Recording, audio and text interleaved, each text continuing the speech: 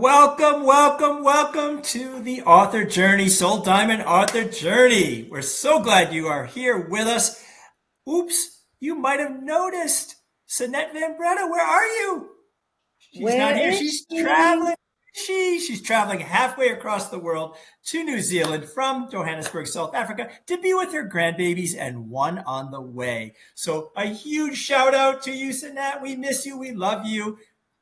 But the Wow. show must go on. The show must go on. So I'm Howard Brown. I will step in for Sinette today, but you are amongst family. Krista Rose and Laura Brennan Ballet in the house. We have been here before, and we're going to put on a great show.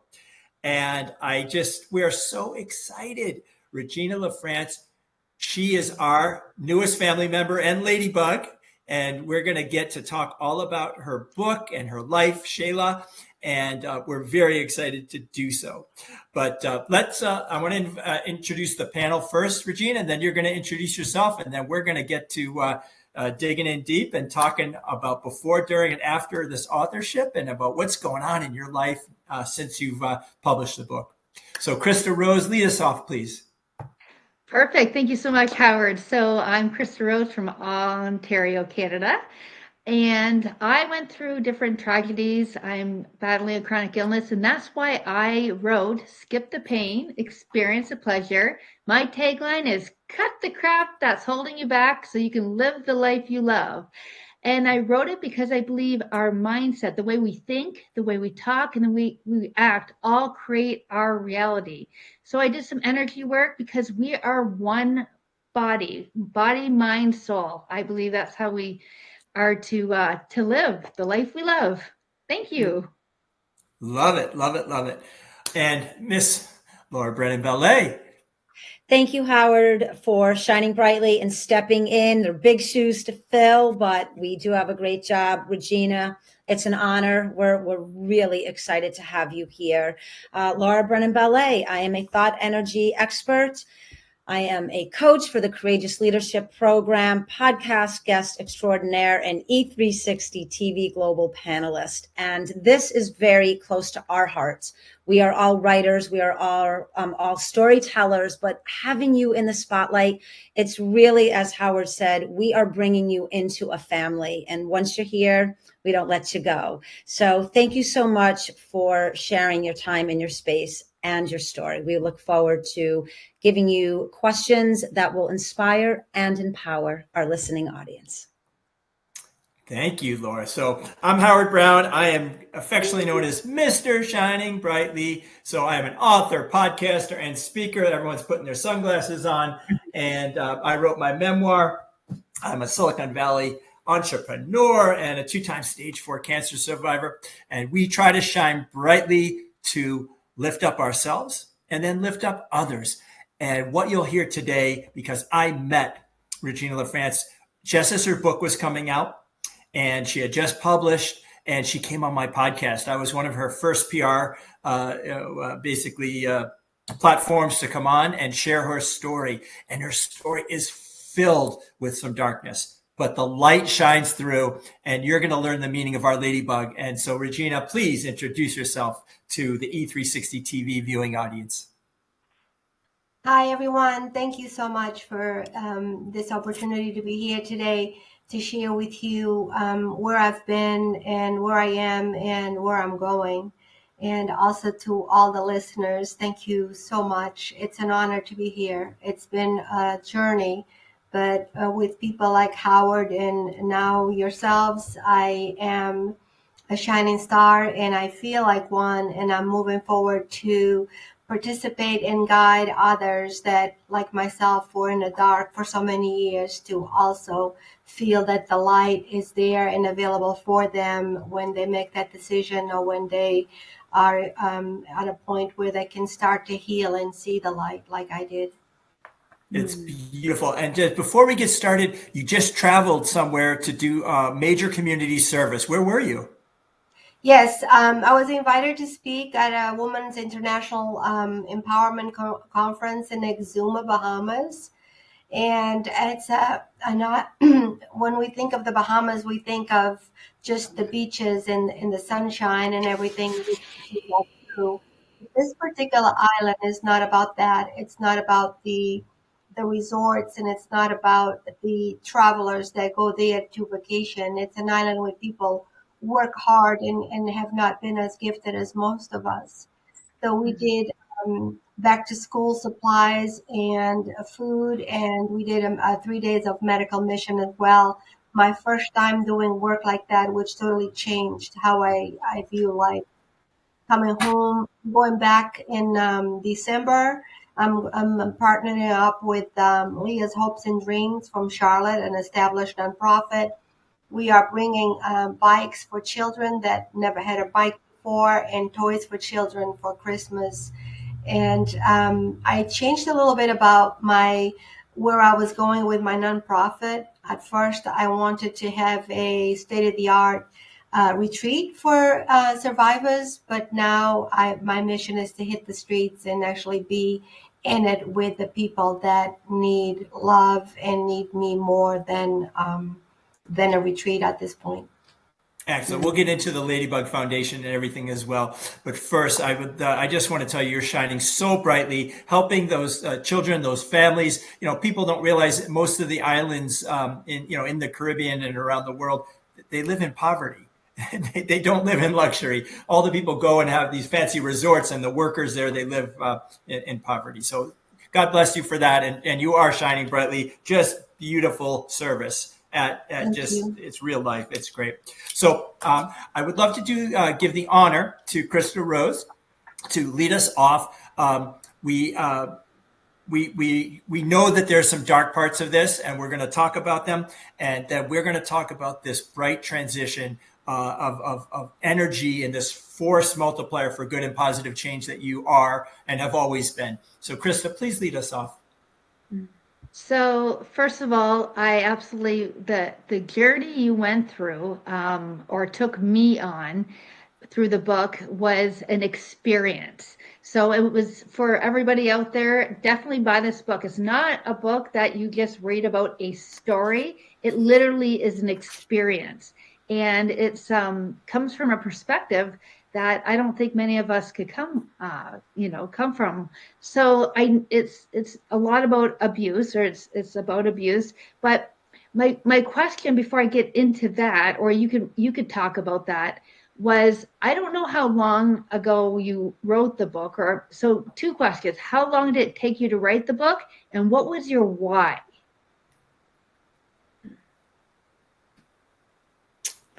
Oh no, I think she's frozen. So we'll have maybe Portia will let her out or in. She just froze. That's the technology, the beauty of our technology. So she just published in February. Okay. And we'll wait for her to come back, but we'll go. And she kept this secret for like 40 years within her. So the trauma, the devastation of being sexually assaulted by the village priest, it's absolutely just, it's incomprehensible for me. This little beautiful, and you see a picture of her book of a 9-year-old girl that just wants to swing on the swing set, to be taken advantage of a trusted, pedophile in their village. And we have no idea. I mean, she's never spoken about others that might have been affected by it, but she has a video on her website, and that portrays a little girl running, into the forest. And it's just, I cried reading this first part of her book. Yep. It just brought me to absolute tears. I just was so impacted by it. And she just, I think when you're a little child, I mean, how do you process that? Right? You don't. You can't. Yeah. You can't, right?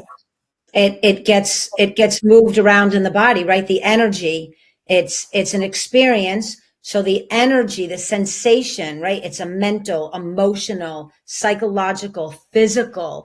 It's a natural, it's an assault against the nature of who she was at 9 years old. And so there is no way to process it, right? Which is why she does what she does. I think something that stood out for me is because, we trust. Who do we trust? The leaders in our, community. One of them would be, highly regardless, is a priest. So wouldn't seem unnatural to want to trust a priest, to understand and, to go along with what a priest would, ask of you. But, as we'll talk more about her book, she was the one who was assaulted by the priest, and the priest has had this immense control over her. So not just her body, but her mind. And I really think the experience that she went through is something that you don't process in the beginning because that's all you know, right? You don't know there's a different way. You don't know how it is for anybody else until as you grow up and you're able to, she'll get into her story, but you get into this awareness that, what, this isn't the way that, life should be. And definitely a survivor, strong woman. And yeah, just really excited to have read her book. And again, really, you know, the readers really should, take a look at this book. It's something that I think will change your life. Though, So if I may, I'm so go. sorry, Howard. I just want to say very quickly, I do think she knew that there was a difference. Part of that is because she was trying to let her parents know that she didn't want to take Yes. the lessons anymore. So we do know. We've been talking, but please, here she goes. Yeah, so I went looking for my laptop, and I shared with a friend that I had written that, and she told me that I would have to sit down and start writing again. So I did. I stopped everything, and it took me about 2 years to put it all together, and we finally published this year in February. But now looking back, and I know we'll touch on the book itself, but looking back, some people tell me, oh, no, it's fine the way it is. I would write that book again, but it wouldn't be so raw and it wouldn't be so dark because I have managed to move forward and not look at it the way that I used to look at it for 50 years. I wanted to speak up. I wanted people to know what happened to me. And once I wrote it and once I put it out there, then that desire to be heard was no longer part of me. And I guess that was a good healing point for me, writing it the way it is, what was like to go through that experience from a 10-year-old point of view, because in my mind, in my brain, I was still that 10-year-old when I wrote that book. Yeah, I was very I was going to say that was a great way of putting it because a lot of times I know we get trapped in that age when we go through any extreme emotion experience. So I think that the way you wrote it definitely is raw, and you could talk a little bit more about that. So for me, it was a little bit, like Howard said, I cried literally as we went through it, and different really strong parts where like I had to take a couple breaths through it. But like I said, you take us on a journey. So my second part of that question was, what was your why? Was it like a therapeutic process when you wrote it, or can you talk about that? Sure. So in 2015, I was present when a little girl pleaded with her mother not to go to summer camp that year. And that little girl was about the same age that when I pleaded with my mother not to make me go to music lessons. That night, I had a clear memory and a vivid memory of me asking my mother not to make me go. And I went home that night. I called my best friend and I told my best friend I needed to tell her something. At first, I told her it was a little girl that lived in the island, but she quickly realized that it was me. I was so shameful. I didn't want anyone to know that that happened to me because in my mind, people would think less of me if they knew. Yeah, I think that's common. So thank you for sharing it. Yeah, great answer, Laura. Yeah, so I'm going to try to temper and co-regulate a little bit because, again, we're talking about the innocence of a child and we're talking to you who experienced it. And I really just want to honor the strength and the true essence of that child that got you here. You know, and I think we all feel like to feel shameful and scared are the exact opposites of what you should have felt at that time.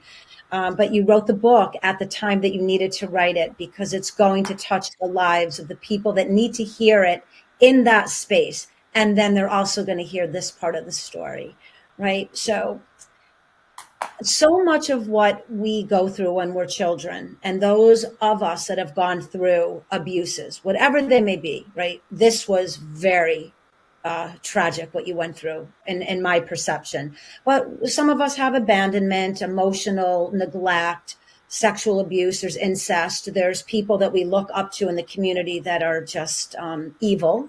And I would like to know, through that experience, writing the book, speaking about it, and now knowing, as we talked backstage a bit, you're really moving into this more empowered mindset around it.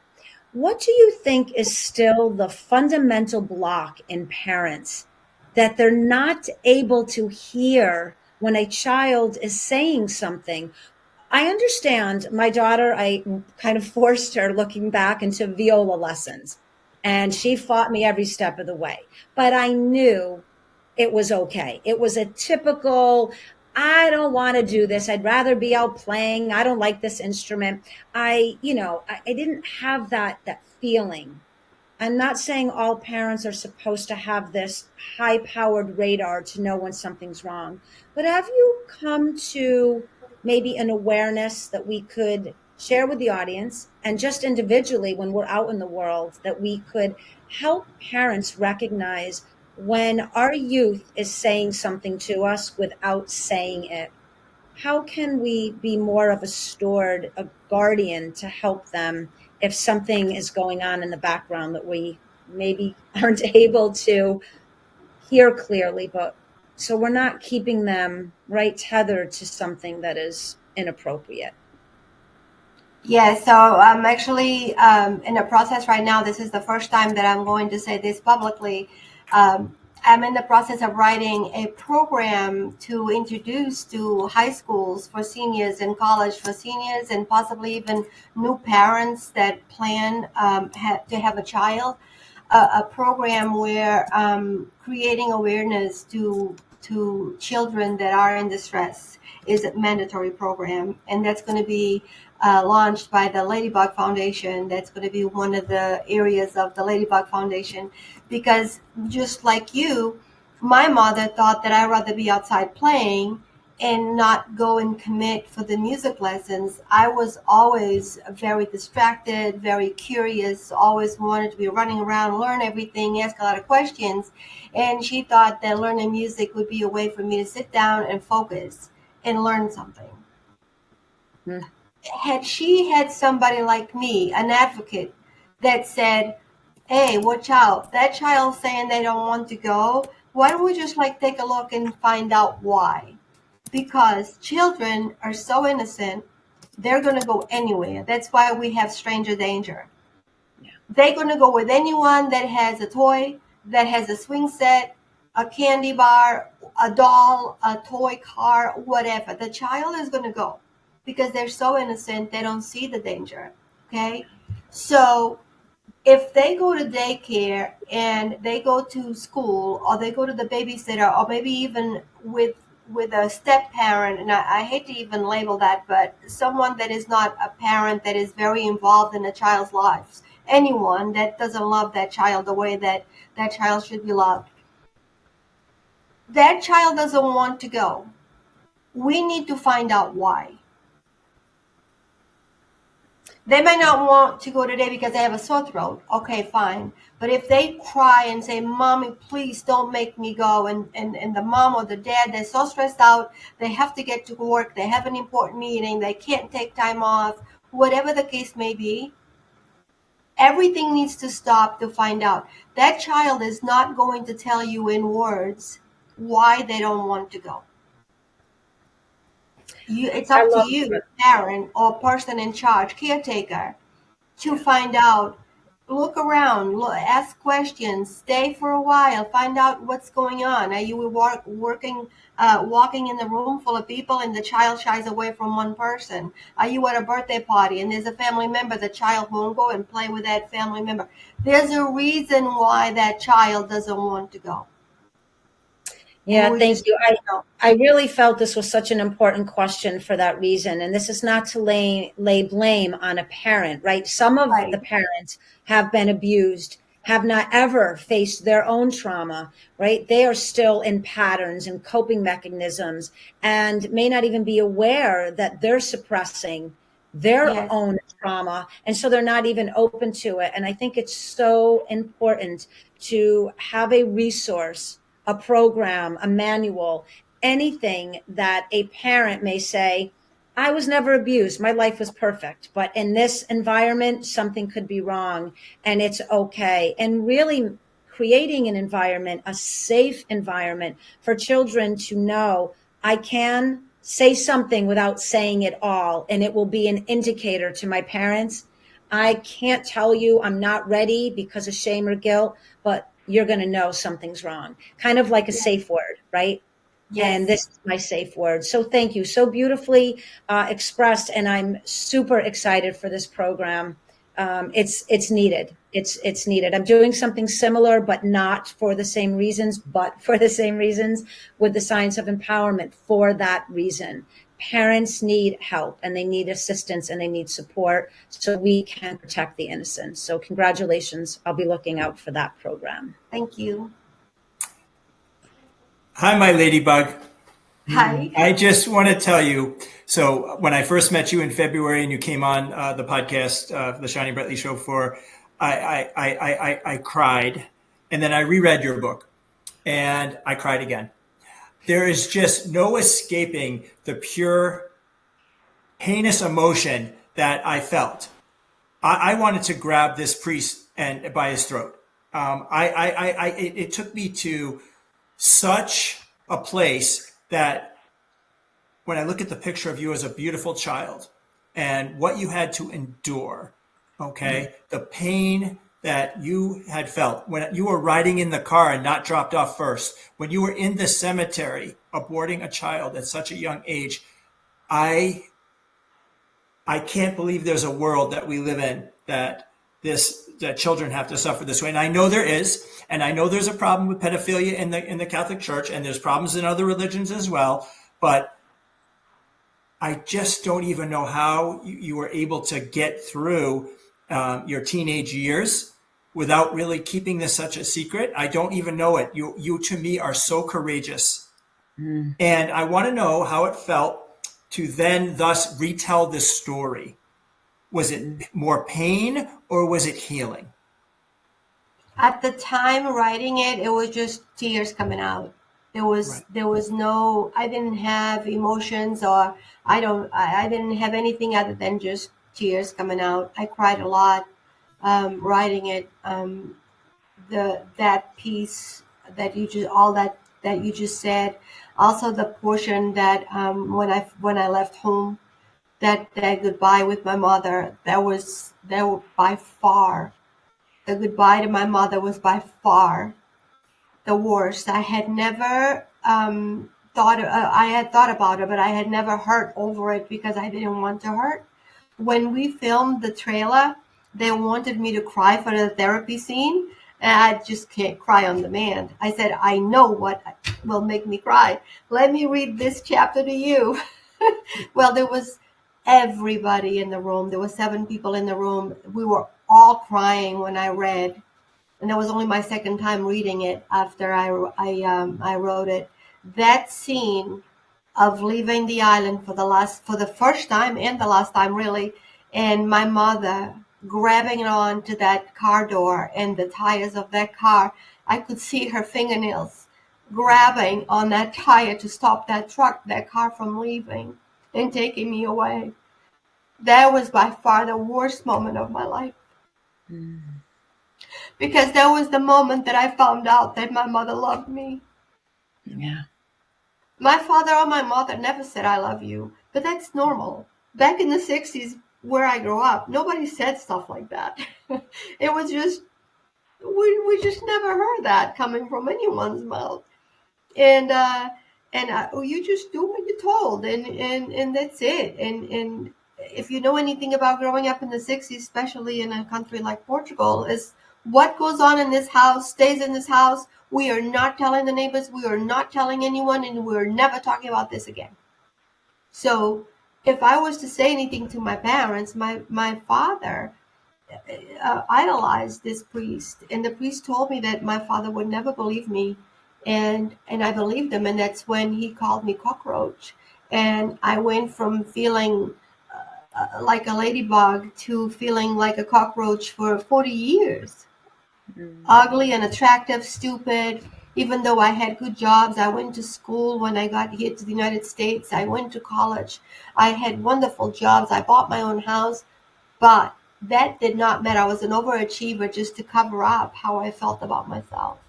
And it wasn't until after I wrote the book that other people came forward to me and said, "You're amazing." And that's when I started doing the I am affirmations.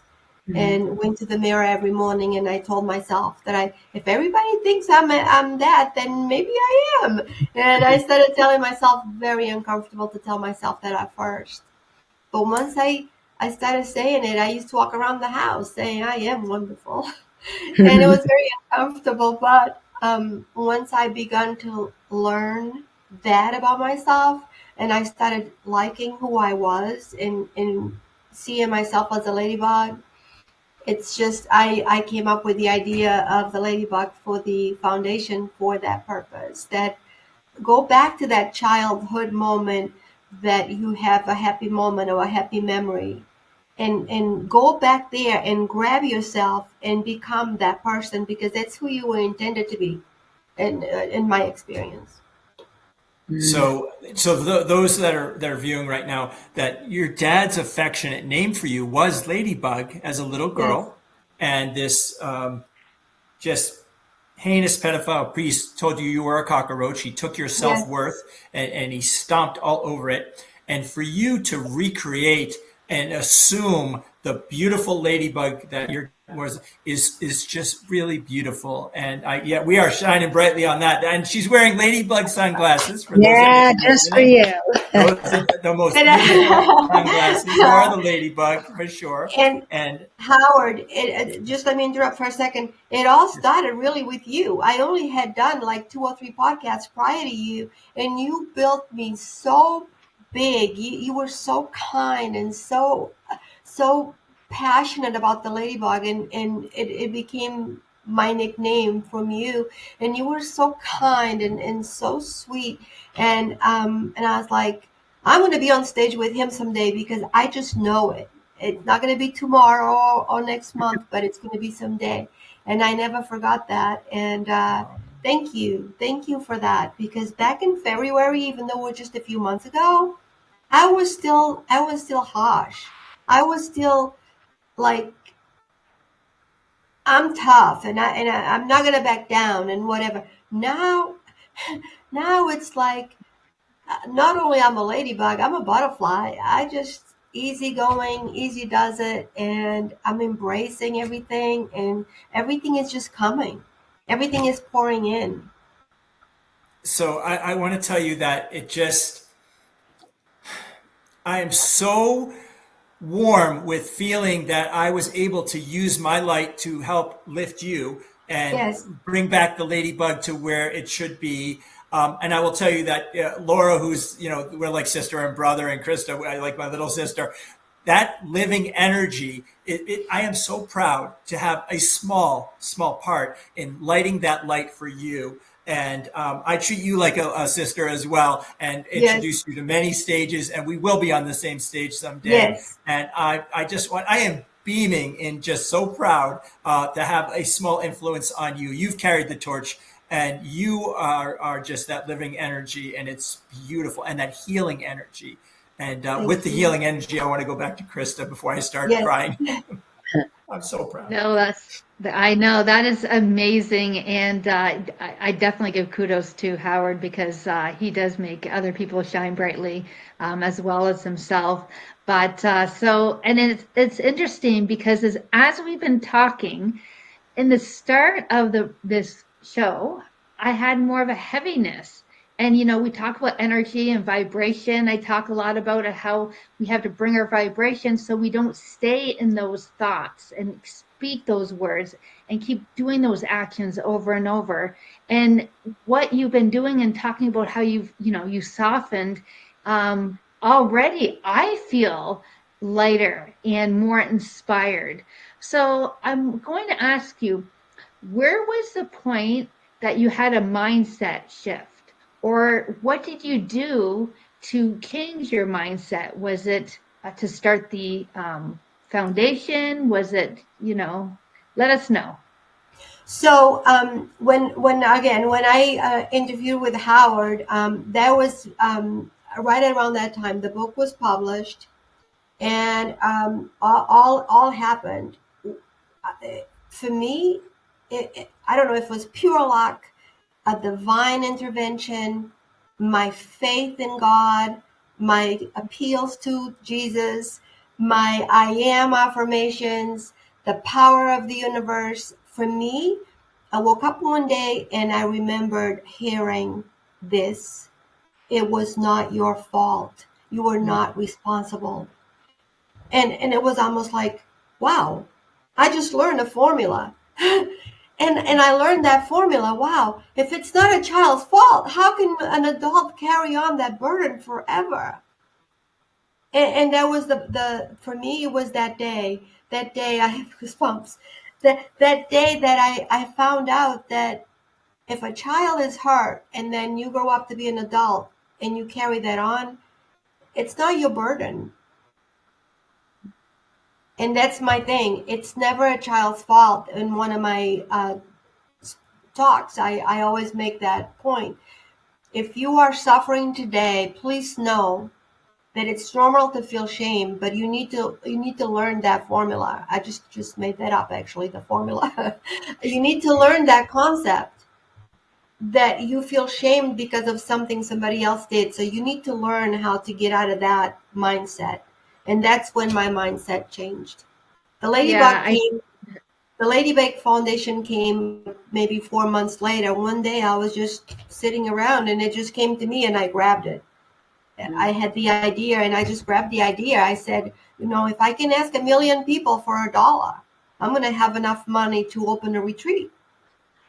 And then I said, I'm going to do a ladybug movement and I'm going to move mountains. And that's where I'm at. It's all approved by the IRS. It's ready to go. I'm taking a course on how to write your own grants and do your own budgeting and everything. So the retreat is on hold for now because it's going to be a long-term goal. I want to go to the streets and I want to speak to the people that are hurting real bad, and the children that are not getting what they need. I want to give them smiles and offer them comfort. Wow, what a great message that you just gave everybody, and how you have changed your not only your mindset, but your thoughts, but definitely your actions, and how Yes. you're taking action. And that's what is, I believe, part of the formula and is kind of like blowing me away. So thank you. Continue taking the action and listening to those voices and, amplifying the world, really. So yes, wonderful. Yes, and just to say this, last week I was in LA, and I against all odds, I went. I went because I believed that there was a calling. I had an interview, a face-to-face interview for a podcast with Mike Torsha, who is a fitness guru, someone that has trained all the celebrities in Hollywood, and now he interviews different people. And I did the interview with him, but because of that leap of faith, me going to LA to do this, okay, I met four people, and that's really all I need right now. Four people that could potentially be 4 people that are going to introduce me to thousands of people that are going to see my message. And out of all of these people, there's going to be one person that is going to say, we are implementing this. And we are going to create a program or a book or something that everyone is going to be required to read from the age of 18 to the age of 25. Either a senior in high school or a senior in college, if you are getting ready to start a family and have children, you need to read this. I love it. I love it. Is so great. I love to see your passion. That's amazing. Yes. Oh, I have too many questions. I don't know where we are for time because this happens to us. I have questions around religion. For someone who was exposed to that environment, and when you talk about God and Jesus and your faith, I think it's remarkable. The one place that we all go in our own way, wherever our faith lies. You had this experience where it was crushed, right? A priest who represents the highest divinity, and you have not lost that. This is amazing to me on many, many levels. I wanted to ask you, similar to what Krista was saying, but a bit different. We're made up of energy, and we hold the sensations and the structure of experiences, whether it's in our awareness, whether it's in our heart, whether it's in our physicality. How are you able to, I'm going to use my word, recalibrate the energy, right? Almost the imprint of that energy. There's a lot of sensation that does not belong placed upon a child. And as you move through your life and you hold now that courage and that beauty and that empowering part of you, how do you move through when maybe for a moment something comes in and it either triggers or it settles back into that feeling again? How do you constantly keep evolving? And I can see you know where I'm going with this, and you already have, so I'm going to stop. Go ahead. Okay, so going back to my faith, I did not have a faith all the way up until probably my 30s. I just put that aside. It didn't belong. It didn't exist. I never thought about it. It was not part of my life. In my 30s, I discovered the secret, the power of attraction, the universe, how the universe just provides for you, and I gravitated to that for a while. Mother Nature, the universe. I never said the word God or nothing. However, I have a lot of books about Jesus, and I always thought Jesus was the best ever mentor of love. So I always like to say, what would Jesus do? Okay. And then about a year ago, I began to feel that divine and that connection. Never let go of Jesus, though, because I always believed that he was the number one mentor, no matter what, for love. And so everything started to come together. And then I had questions. Is it the universe? Is it Mother Nature? Is it the power of the land? Is it God? What is it? What is it that moves us? And then I got involved in Dr. Dispenza's teachings, where it's all here. Yeah. It's in here. You have to control what goes on in here. And I said, well, I learned to speak English when I was 18, so I am now going to learn how to train this. It's a new language. It's a new way of living. And I said, I don't want to hear another word about anything that I used to know. This is my outline now. This is where I'm going. I'm going with this. I am a good person. I am wonderful. They tell me I'm beautiful. I must be. And I am smart. I learned to speak another language at the age of 18. I am going to train this brain, and I am going to learn to be that person that I want to be. And that's the direction that I took. Now, 2 things to answer your question. God just came recently, about 3 or 4 months. Okay. So now I say that with honor, because that divine voice that I heard, it wasn't just because I had a dream. It was a miracle. It was a miracle that happened that night. It was an introduction to my new life. And the triggers, yes, they will always show up. They are there. I am that person. I am that person that thought for 40 years that I was a cockroach. That's never going to die with my experience. I'm not a trained professional, but I was that person for 40 years. That person will always be here. Like, I spoke Portuguese only for the first 20 years of my life.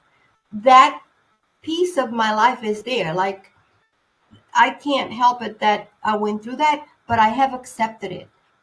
And I will not allow it to control my life. So when I have a trigger because someone said something the poor taste or someone offended me, that's on them. If I take that offense and carry that on and make that be my day, then obviously all this conversation about the healing and the new everything is not working. I have to stay true to my triumph badge because that's what I wear now. That victim badge is in a box. And when I have a few more people that I'm working with that want to retire that victim badge, we're going to have a ceremonial. And we're going to broadcast that ceremonial. And we're going to talk about this is what you do with your victim badge. You would not take a soldier that came back from the war missing a limb and have that soldier go back to war. That soldier is retired. So when you retire your victim badge, you are done. And don't take that triumph badge until you're ready. There's so much here that I'm going to reach out to you. I'm sending you a copy of my book, and and Howard knows this, I think this is so important to make a decision, honor that decision. And that's what you're doing. And I love how you have retained this openness now at a later part in your life. And it's not like I refuse to be a victim. You just know I'm not anymore. It's not who I am continuing to become. I love the Joe Dispenza. I love the skills and the tools. I love the resources that you personally are connecting to, how you are aligning still to divinity. I smiled when you said about Jesus. I've done over 100 podcasts. It's something I share. I always say, what would Jesus do in this moment? It's just an idea of somebody that, right, was nailed to the cross, right? What would he do? He's been through something. He has some value. Even if you don't believe in everything, there's a purpose to the story around these stories. And this is, I think, what is the beauty and the empowerment of you, where you are in this moment with us today, where you are envisioning yourself to go. There is purpose to who you are. And I honor that. I'm recognizing that. So again, thank you for sharing everything. I think you're amazing. One more thing. For those people out there that have triggers, remember, if you are easily offended, you are easily manipulated. If someone says something that offends you, don't even feel like you have to respond. You don't have to respond. Feel confident. It's a trigger. Put it aside. Yeah, I love that. We go back to this is such a powerful episode, and Sinette Vimbretta, she's I call her the dancing queen, and she's our beautiful butterfly that went from a caterpillar to her butterfly with her rapid weight loss and her being a voice amplifier to the world. So we send our love to you, Sinette. This is a powerful episode. I know you will appreciate it and appreciate Regina's journey and her wisdom and her light. It's absolutely beautiful. I also want to welcome you to the family of the Art of Connection. A shout out to Robert Jones and Natalie McQueen and Buddy Thornton. We are all family together. We are a heart-centered group. And so welcoming you, Regina, to the Art of Connection group as well. We're down to almost wrapping up the show a little bit. So I actually have something called the speed round. So I'm going to ask you 4 or 5 words with short answers to have you respond. So the first word is when I say the word innocence. how would you respond? Oh, innocence. Innocent. Immediately I think of a child. Okay. Tell me about forgiveness. I think about loving who you are, forgive yourself, and move on. Love it. Do you consider yourself a survivor? I am past the survivor now. I am a war battle bad ASS woman now. You are. Tell me about healing and how important that is. Healing is like learning a new language. If you're in a foreign country, you need to learn that language to speak and move forward. I love that. What would you say about hope? It's available for all people. And then lastly, love. Love is the most beautiful thing one could imagine having for self. Thank you. Wow, just immense wisdom. Thank you very much. I felt it, and it's amazing. So we're going to go, and Krista and Laura will have some final short questions. Now, normally we dance off the program today. I don't know if we have a closing out today, but we'll do it a little bit differently. So we'll say our goodbyes to our audience as well there. So there's probably about 6 minutes left, but we'll do that. We'll put on our sunglasses, the ladybug, my shining brightly our shades. So, but Krista and Laura, I want to give you some final comments or anything that you want to finish up the show with Regina. Yeah, I definitely want to comment when you talked about how, you changed your thoughts. And because I know when we wake up in the morning, we can wake up in a great mood, and all of a sudden our mind starts going on. Everything happened yesterday was, someone said, and we can get into such a negative space. And you really address that about, I'm talking about maybe it's simple, but it continuing that in everyday life, every choice. And I love the way you say it's a decision, because I've always said, you're one decision away from changing the rest of your life. So I just really wanted to make a comment and, give you that kudos, because I know that the decisions you're making every single day, every single moment, and they're going to be different, is not only going to be changing your life, but the lives of so many others. Thank you. Laura? So I'm just going to ask you quickly, what makes you happy now? What brings you like joy and fun? Like, how do you tap into that playful part of you that maybe you had to tuck away for a little bit, but you can see it, it's on your face. So how do you experience and express happiness, fun, joy? Everywhere I go, I bring a smile and I look at the bright side. I always look at the cup half full. If it's raining, pull a blanket and read a book on the couch. If it's hot out, go to the mall where it's cool. You just feel happy inside. There's no burden inside. And if you need to speak to someone about something bothering you, go ahead and speak from your heart. Go plant a flower. Go for a hike. Go work out. Go cook a beautiful meal. Go do something for someone. The other day, I picked a bunch of flowers that I had in the backyard, and I went over there to my 85-year-old neighbor that lives alone, and I gave him a bouquet of flowers, and he couldn't believe it. Just go do the thing. I like that. Beautiful. No drama. No drama. Yeah. And All right. simple things. Yes. So keep your sunglasses. Oh, here we go. Song and say goodbye to our audience. Thank you so much. And this is Dancing with our audience and Sinette. We miss you, Sinette. We love you. Thank you. Bye-bye. Thank you. Gotta dance it out.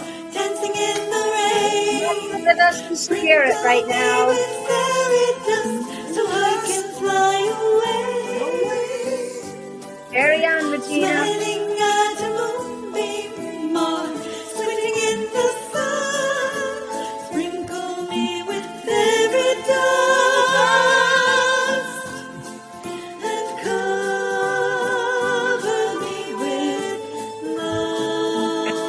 Regina. We love you, Ladybug. Bye bye. Thank